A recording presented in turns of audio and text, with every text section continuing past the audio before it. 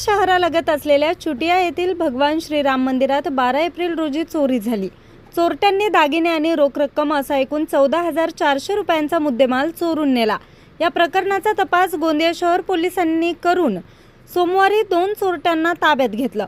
त्यांच्याकडून 90,400 रुपये किमतीचा मुद्देमाल जप्त करण्यात आलाय। मंदिरात चोरी झाल्याची तक्रार उमेश गोमाजी पारधी यांनी गोंदिया शहर पोलीस स्टेशन या ठिकाणी दाखल केली होती।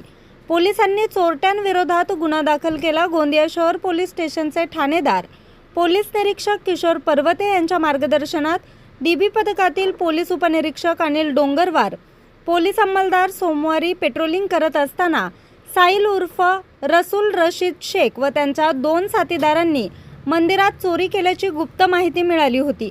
माहितीच्या आधारे संशयित साहिल उर्फ रसूल रशीद शेख वय वर्ष 24 राहणार बंडू चौक संजयनगर गोंदिया याला ताब्यात घेऊन विचारपूस केली असता त्याने त्याचे साथीदार मुशीर उर्फ शाहरुख मुनीर शेख व विधी संघर्ष बालकासह श्रीराम मंदिरातील चोरी केल्याची कबुली दिली। त्यामुळे पोलिसांनी त्यांना अटक करून त्यांच्याकडून 6,000 रुपये किमतीच्या 3 पितळी घंटी, 4,000 रुपये रोख रक्कम, 4,000 रुपये किमतीचे सोन्याचे मणी आणि दुचाकी असा एकूण 90,400 रुपये किमतीचा मुद्देमाल पोलिसांनी हस्तगत केलाय। न्यूज रिपोर्टर चेतन समरीत, आज 24 तास, गोंदिया।